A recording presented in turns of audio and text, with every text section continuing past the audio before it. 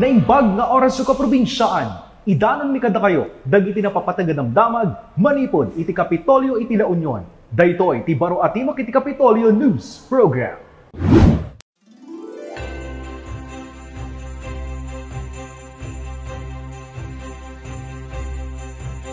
Sentro iti atraksyon tunggal bulan iti Disyembre ti Pasko sa Kapitolyo iti La Union. Tinawen-tawen, tampok ditoy, dagiti nararanyag a Christmas display ken dagiti agkakabintas a pabuya, apad padaanan ken daytaywen dagiti tattao. Tataatawen, maminsan manen amarid na dagiti kaprobinsyaan, tinaragsak, nagkulay ken eng grande, apan ang pasangbay iti Pasko ditoy La Union, babaan iti panaglukat iti Pasko sa Kapitolyo 2022. Itatapay laeng, manarimaan ang ti panagsagana iti PGLU, iti panagarkos kadagiti pasilaw ken dekorasyon itaglawlaw iti Kapitolyo.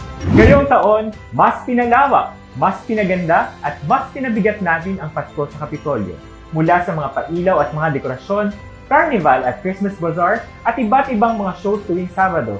We are almost complete and we can't wait to see you sa darating na linggo. Sumagmamanumat a kaprobinsyaan tayon, tiagur uray, karay tinaysagan a programa. Masing grande and mas may excite yung mga tao na pupunta. Yung inaasahan ko ngayong Pasko sa Kapitolyo as yun, mas maiengganyo yung tao at mas magi-enjoy din tayong pupunta pa sa Kapitolyo.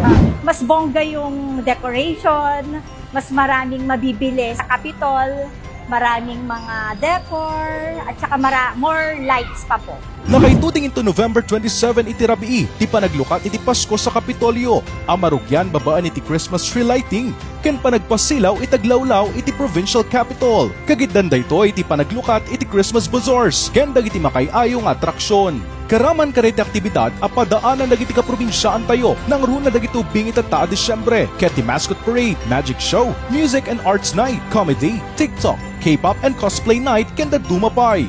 Saan pa'y ngaglaplapa sa iti Kapitolyo tiranyag iti Pasko, no di kat makadanon daytoy itintero a probinsya. May isa ka iti highlight iti programa tataatawen, kat ti Pasko mula sa puso. Wenno ti Paskuhan sa bayan asagot iti PGLU, ken iting ingutan tayo gobernador, ani Governor Rafael Veronica Ortega David.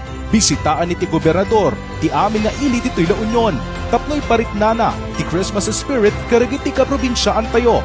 Babaan iti panakaibaay, iti naduma-duma a serbisyo medikal, ken programa iti PGLU. In the spirit of probinsyanihan, ngayong taon, ipaparating natin sa ating mga kaprobinsyaan ang serbisyong tatak Kapitolyo at mga handog pamasko through the first ever Paskuhang Bayan from November 28 to December 23. May bablaak mat iti Facebook page iti PGLU, ti detalye dagiti aktibidad para iti Pasko sa Kapitolyo 2022.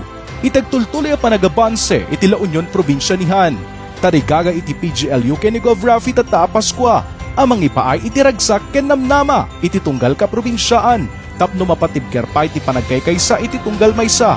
Kasuporta iti pananggunod iti La Union nga agbalin a heart of agritourism in Northern Luzon by 2025. Itinagan ni Governor Rafael Veronica Ortega David. Daytoy tigayem ken kabsatyo, John Martin, para iti Provincial Government of La Union. Baro atimak iti Kapitolyo News Program. Naragsak a Paskwa kada kayo amin kaprobinsyaan.